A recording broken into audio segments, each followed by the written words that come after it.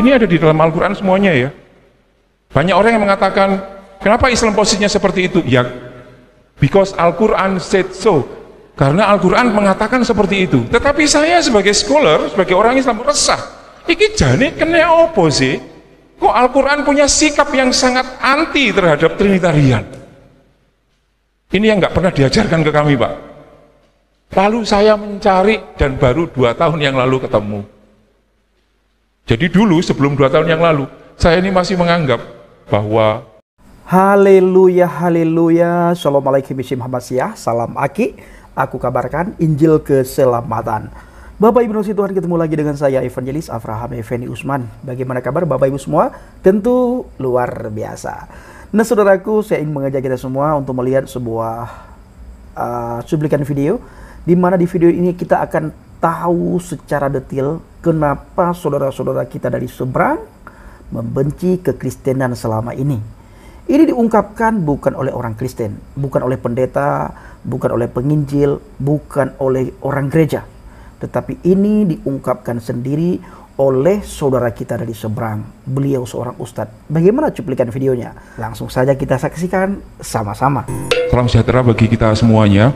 Ini jujur saja, ini acara dengan topik yang menurut saya impossible di Indonesia ini. Bayangkan saya Islam, dididik untuk nggak suka dengan orang Kristen karena menganggap Gusti ini orang Kristen piro mbak?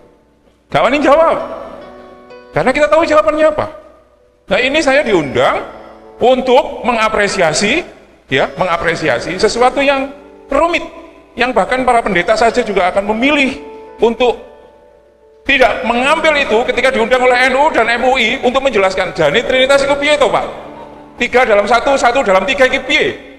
Nah saya ketika diundang oleh beliaunya ini, aku bilang ini kesukaanku ini. Nah yang ingin saya katakan teman-teman sekalian, bahwa posisi Yesus di dalam Islam itu dengan nama lain Isa. Saya KTP-nya namanya Muhammad Ansori, tapi kalau jenengan nanya ke sana pundi gerane Pak Muhammad Ansori, nggak akan ada yang tahu. Oh Aan yang rambutnya merah, mereka tahu. Jadi kalau nanya Yesus di ini, mereka pasti gini. Tapi kalau Isa Al-Masih, oh ngerti kabeh. Artinya satu orang, ya satu person, tapi namanya banyak. Nah di kami Yesus yang nama lain dari Isa Al-Masih itu dinarasikan sebanyak 25 kali di dalam Al-Quran. Kalau yang studi Al-Quran, nggih ngapunten nggih.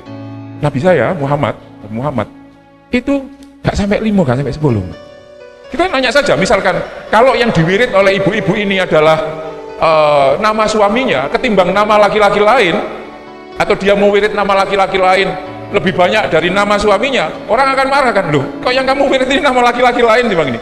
Yang ingin saya katakan bahwa di dalam kerangka Al-Quran itu sendiri, posisi Yesus itu, Isa itu sangat luar biasa. Nanti akan saya jelaskan kenapa dielu-elukan di dalam Al-Quran, tiba-tiba justru di Indonesia kamilah pengikut Islam ini yang menjadi kelompok yang tidak semua orang Islam ya Pak Pendeta, tapi kalau lihat data ngerinya gereja yang ditutup misalkan, kemudian kita bisa tahu ini gimana, sama-sama the follower of Jesus dengan cara yang berbeda, kok tiba-tiba ininya berbeda. Yang ingin saya katakan adalah bahwa sebenarnya posisi Yesus di dalam Al-Quran, we all harusnya secara Alkitabiah, secara Quran, itu sebenarnya posisinya sangat clear seperti itu. Nah, sebelum saya akan ngomong kenapa kok kami menjadi sangat tidak suka dengan jenengan semuanya, saya ingin mengapresiasi betapa saya itu sangat berterima kasih kepada teman-teman gereja karena sudah mampu mendidik jemaat-jemaatnya itu dengan sayang sangat baik, sehingga mereka menurut survei ini survei mahasiswa-mahasiswi seluruh Indonesia mengenai tingkat toleransi. Jadi mahasiswa-mahasiswi selain Islam itu ketika disurvei itu tingkat toleransinya paling tinggi. Nah sayangnya kami yang warna merah ini masih sangat intoleran kayak gitu. Artinya apa? Artinya bahwa pendidikan agama Kristen dengan perspektif Trinitarian itu ternyata mampu untuk mendorong warga jemaat ini untuk bisa berkontribusi secara konkret menyangkut soal toleransi. Nah terus umat iki piye? kok masih seperti ini, terutama galak sekali. Orang Islam itu kan galak terhadap selain Islam, tapi kalau masih ke mana, Magelang itu mas, ke Borobudur masih mau, ke Klenteng masih mau, tapi kalau ke gereja, oh nanti dulu ini kan. Nanti bisa ditanyakan kepada mbak-mbak ini bagaimana perasaan pertama kali masuk di gereja. Yang ingin saya katakan bahwa gereja mendapat special attention terkait dengan dari pandangan Islam itu sendiri. Karena apa? Karena ada beberapa faktor itu sendiri. Next mas, saya akan terus menyatakan kenapa sih kemudian tinggi, angkanya tinggi sekali persekusi. Nanti masuk ke Trinitarian. Saya ingin seperti ini Bu Bapak. Tidak mungkin kita bisa menolong orang yang sedang sakit kalau kita tidak memahami sakitnya, kita tidak memahami psikologi orangnya. Nah, kalau ibu bapak ngomong, kenapa kok tetanggaku yang awalnya itu toleran menjadi tidak toleran? Itu kenapa dan lain sebagainya, nanti ini akan menjadi bekal. Jadi, menurut saya, itu salah satu kuncinya, itu adalah, ada beberapa faktor. Next, mas. Nanti salah satunya adalah faktor dari Trinitas itu sendiri. Yang pertama, orang itu bisa radikal dan toleran, ini soal ketimpangan. Kalau kita kayanya terlaluan, ya keterlaluan, misalkan yang kemarin ya, yang Dirjen Pajak dan lain sebagainya, keterlaluan, itu kita marah. Biasanya, ketimpangan sosial itu, yang marah itu kan yang menjadi korban, gitu kan mas? Tapi dalam konteks ini, konteks soal identitas agama ini, justru yang marah itu justru orang yang sudah melimpah. Orang Islam itu kan menguasai seluruh jagat politik loh. Nggak mungkin, belum mungkin ada presiden yang di luar Islam, itu belum mungkin. Artinya apa? Kami ini sebenarnya tidak tertindas. Tapi kenapa ada orang yang tidak tertindas, tapi kemudian malah berposisi sebagai orang yang selalu tertindas? Ngamuk. Saya nggak tahu di Sragen ini. Sragen mungkin suatu saat bisa dicek. Ya, nanti kalau ada warga yang agak bagus ilmu politiknya, mas, coba running lah, running menjadi calon bupati Sragen. Nanti kena isu SARA atau tidak kayak Ahok. Kalau nggak kena isu SARA, itu berarti kedewasaan teman-teman Sragen kuat. Meskipun nggak jadi bupati, NU nanti akan ngomong, ya api gereja ya gereja, tapi ya tetap ya milih tetap, sing podo-podo, podo-podo kayak gitu. Jadi yang ingin saya katakan adalah bahwa kalau dulu ada teori bahwa yang tertindas itu yang melawan, dalam konteks ini berbeda. Yang berkelimpahan itu justru merasa dirinya terancam. Jadi ini apa? Dicek ternyata semuanya normal, tapi kok cek loro. Nah yang kedua, menurut saya, orang itu bisa radikal, bisa intoleran, itu kalau dia memiliki kadar angan-angan yang melebihi ambang batas. Kadar angan-angan terkait yang paling suci, yang paling murni, yang paling asli, yang paling benar. Itu kalau kadarnya keterlaluan, ia akan menyakiti orang lain. Merasa dirinya cantik, itu ini oke. Tapi merasa dirinya paling cantik, itu bermasalah bagi warga jemaat. Kalau misalkan pendeta Wawan mengatakan, istriku cantik, semua oke, tapi istriku paling cantik seluruh GKJ, wah ini ibu-ibu majelis akan bermasalah. Pak ya jangan gitulah, karena kata paling itu selalu meminta tumbal orang ada di bawahnya. Nah yang ketiga menurut saya menjadi penting adalah kenapa banyak orang Islam yang masih tidak bisa menerima kekristenan dan menganggap kekristenan itu sebagai musuh, meskipun sama-sama mencintai dan mengimani Yesus. Ya, di kami itu ibu bapak sekalian masih ingat rukun iman kita tuh? Di rukun iman kami, kalau di ibu bapak itu syahadat 12 lah. Kami ini tidak dianggap sebagai orang Islam Sunni sejati kalau kami tidak mempercayai Nabi dan para Rasul sebelum Nabi Muhammad. Yang termasuk kami imani juga, itu adalah Isa, Yesus, Musa, Ibrahim, dan lain sebagainya, itu masuk menjadi kepercayaan kami. Nah kenapa kemudian kami yang jelas-jelas secara teologi itu meyakini Yesus itu sebagai bagian penting dari kredo faith kami, ternyata kok sangat nggak suka dengan ini? Ada faktornya. Pertama adalah soal pewarisan memori ingatan terkait kesesatan kristologi dan ketakutan historik Indonesia. Jadi begini Bu Bapak, dulu sebelum kita merdeka, itu orang Islam itu menganggap bahwa negara Islam, negara Indonesia itu miliknya orang Islam. Lalu Belanda datang, nyebarin orang Kristen, orang Islam kemudian menjadi gini, wah kok makin lama kok makin seperti ini. Warganya GKJ Taman Asri kok semakin lama semakin susut dan pindah ke GKJ sebelah.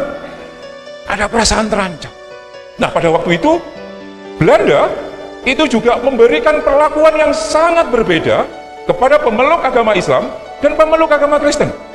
Jadi orang Kristen yang cuma 5% itu mendapat limpahan dana 1 juta gulden tiap tahun dari Belanda Orang Islam yang jumlahnya jutaan cuman dapat 5.000 gulden. Jadi orang Islam ini seperti didu. Oh gini ya jadi orang Islam, dikuyau-kuyau begini. Nah memori itu kemudian terus dilembagakan. Sehingga ketika Belanda itu sudah nggak ada, kekristenan masih ada di sini, memorinya orang Islam itu masih begini. Kowe anak Londo dan kamu bagian dari penjajah itu sendiri. Yang kedua, orang Islam menjadi sangat marah ketika banyak orang Kristen tidak sepakat piagam Jakarta, Mas. Orang Islam, loh, jari ini dulur. Iki sing menang pertandingan kan aku. Pada waktu 45 itu yang paling banyak pendukungnya itu kan kelompok Islamis. Karena aku pendukung yang paling banyak, ya berarti aku yang boleh ngatur negara ini, tak atur sesuai agama Islam dengan piagam Jakarta. Konco-konco nasionalis dan konco-konco Kristen mengatakan, ojo ngono rek. Loh, jari ini aku sing pemenang. Harusnya ya aku ikut. Aku mengatur soal itu. Sampai sekarang piagam Jakarta tidak terimplementasikan. Lukanya orang Islam mengatakan, anjay ini Kristen dibalik dalang semua itu. Jenenge wong nggak seneng, Mas, Mbak. Yang kedua, yang ini membuat, ini mungkin nggak akan pernah disampaikan ya. Di sini ada yang baptis tahun 67, antara 67 sampai 69. Jenengan pasti kalau belajar sejarah. Nanti coba dibuka baptisan buku baptis 67 sampai 69. Itu periode menggembirakan dan periode paling gelap. Menggembirakan bagi teman-teman Kristen dianggap paling gelap di dalam narasi politik Islam. Yang tahu sejarah, pada waktu itu GKJ mendapat limpahan sangat banyak pada waktu itu. Ada sekitar 1 juta orang itu minta dibaptis selama 2 tahun itu. Salah satunya karena gara-gara peristiwa 65. Bayangkan ibu bapak, orang Islam itu kan paling gupuh kalau ada orang yang awalnya dianggap Islam terus kemudian live di TikTok dibaptis secara live, itu kan pasti akan dilaporkan polisi itu. 1-2 orang. Ini hampir 1 juta orang itu minta dibaptis. Kiai pada waktu itu ndelok itu karo ngersolo ibu bapak. Ya Allah. Ini bayangkan tiba-tiba separuh dari jemaat GKJ Taman Asri bedol deso nang Taman Murni. Oh, lelean loh, iki ini. Loh, ya kan? Perasaan majelis gimana? Ya, perasaan. Iki mau separuh, Mak. Ini 1 juta. Jadi pada waktu itu seluruh politisi Islam merasa dirinya terluka. Ancen bener sing diomongno Al-Quran bahwa orang-orang Yahudi, akhirnya dia mencari justifikasi. Benar kata di Al-Quran bahwa tidak akan rela, wahai Muhammad, cari pembenaran, tidak akan rela orang walantar tuanggal Yahudi walana soro kata tatapi amilatahum. Orang itu kalau marah, kalau yang marah itu pendeta, dia mesti akan cari justifikasinya di Alkitab untuk mengatakan bahwa itu adalah benar secara biblikal. Sama dengan itu. Tuh, benar kan yang dikatakan di Al-Baqarah 225 itu? Tidak akan pernah rela, wahai Muhammad, sampai orang Kristen dan Yahudi itu melihat kamu dan umatmu masuk ke agama mereka. Benar itu. Jadi memang orang-orang Kristen yang ada di Indonesia itu musuh dalam selimut. Itu sebabnya orang Kristen, orang Islam sangat takut dengan kristenisasi. Ya toh Mbak? Jadi ada gereja loh ya. Ini nanti kalau difoto, viral ini nanti, dimarahi sama ketua PCNU. Tapi ini oke. Ini oke. Nah, saya ingin mengatakan bahwa kita di Indonesia mewarisi sejarah itu, dan sejarah itu kemudian diwariskan. Dan orang Kristen tidak pernah mau terbuka juga untuk mengatakan itu. Orang Islam akhirnya ya, kamu nggak ngomong ya berarti iya. Itu alasan kenapa kami sangat takut ketika ada tiba-tiba muncul gereja di banyak tempat. Karena apa kok takut itu? Ini kan negara Pancasila. Iya. Di dalam tradisi kami didoktrin bahwa selain Islam, terutama orang-orang Kristen, itu adalah bagian dari. Karena apa? Karena menurut doktrin yang ada di kami, Gustine sampean semuanya itu tidak esa, tapi tiga. Kami tidak pernah diajar soal Trinitarian. Kalau nggak percaya nanti sampean keluar aja di sini, ada tukang beca atau mbak-mbak penjual bubur. Atau saja dia Islam takon aja. Mbak, Gustine wong Kristen ini piro? Totoan piro? Totoan rokok gitu. Dia akan pasti ngomong 3. Bukan karena mereka nggak tahu, karena mereka nggak pernah dididik.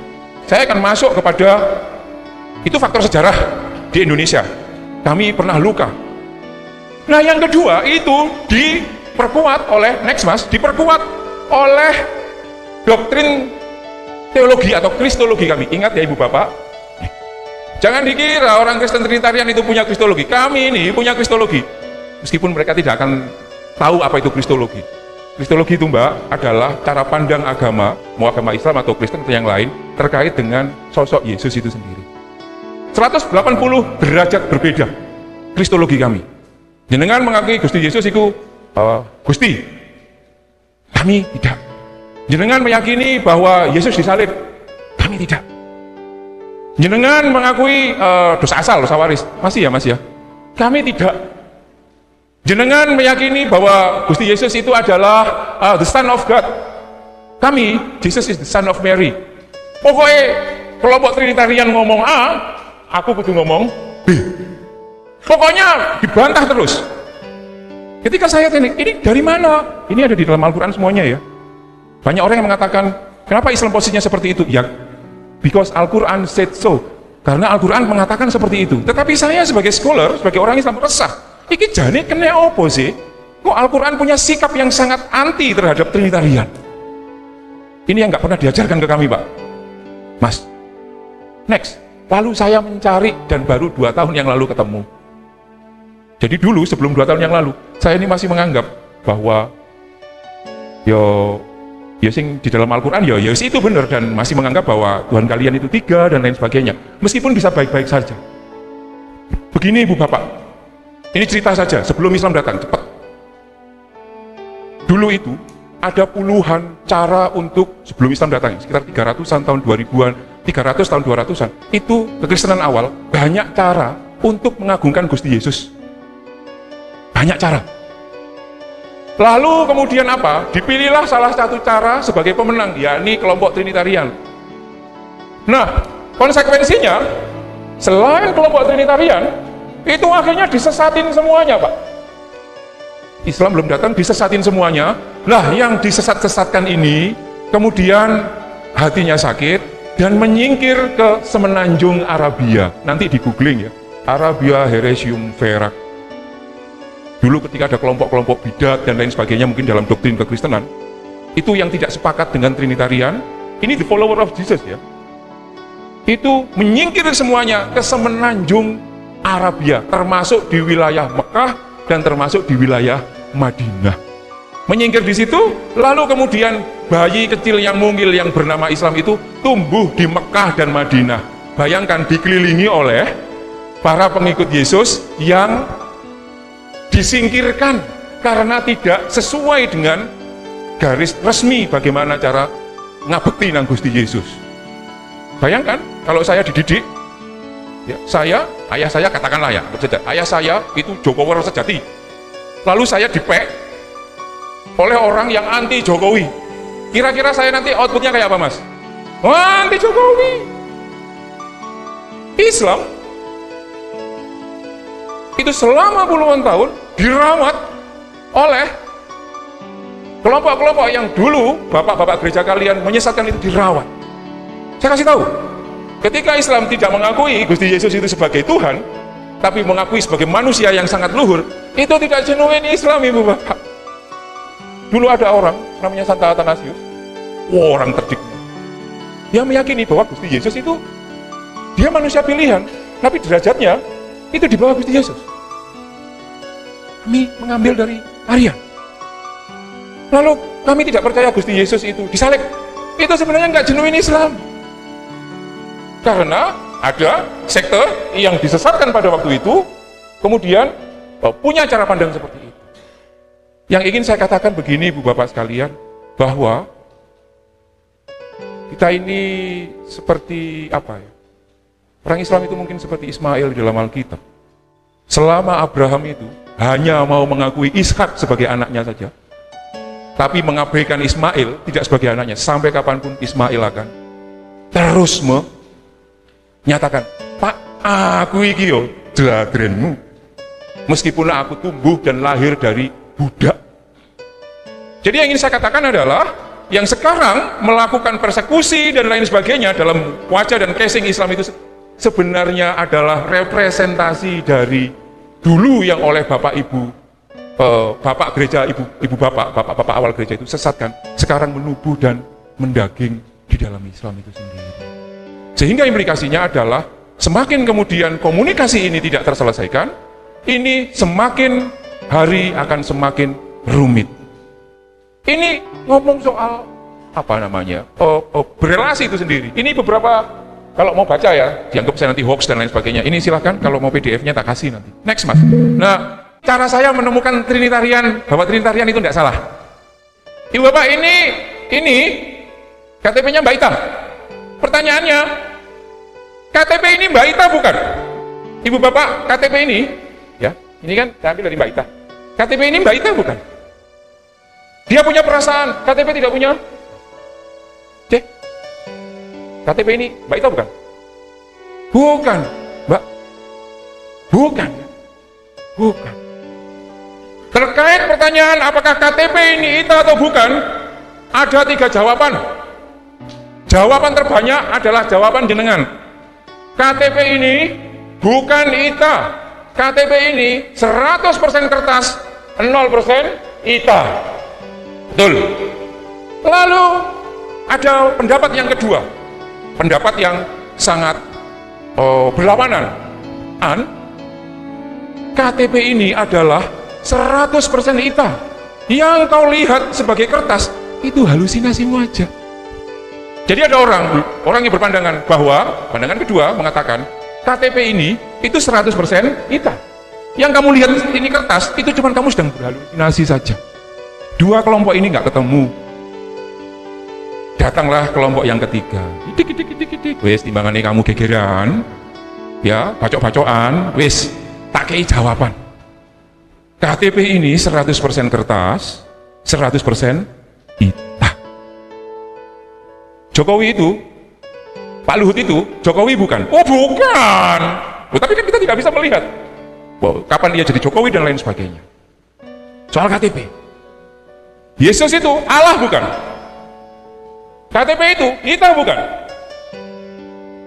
Jawabannya juga ada 3. Mengacu dengan jawaban kolom KTP loh ya. Enggak mas, Gusti Yesus itu punya darah, punya rasa sakit dan lain sebagainya. Allah tidak.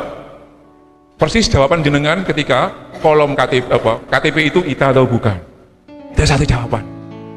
Jawaban yang kedua, ini yang sangat pro Gusti Allah mengatakan, Gusti Yesus itu 100% Gusti Allah, 0% Yesus. Yang kamu lihat itu darah dan dagingnya ganteng, itu cuma halusinasimu aja.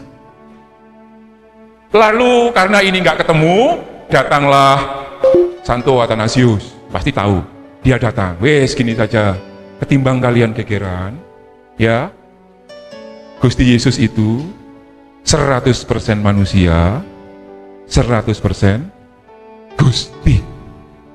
KTP ini 100% kertas, 100% Ita. Trinitarian itu ada di kelompoknya. Mana yang benar? Bagi saya ini cuma sekedar cara saja. Pilih cara yang kalian anggap paling cepat mendorongmu untuk mengasihi sesama. Mau pakai cara yang KTP ini bukan Ita, boleh, sepanjang kamu itu bisa membuatmu menjadi manusia yang lebih oke.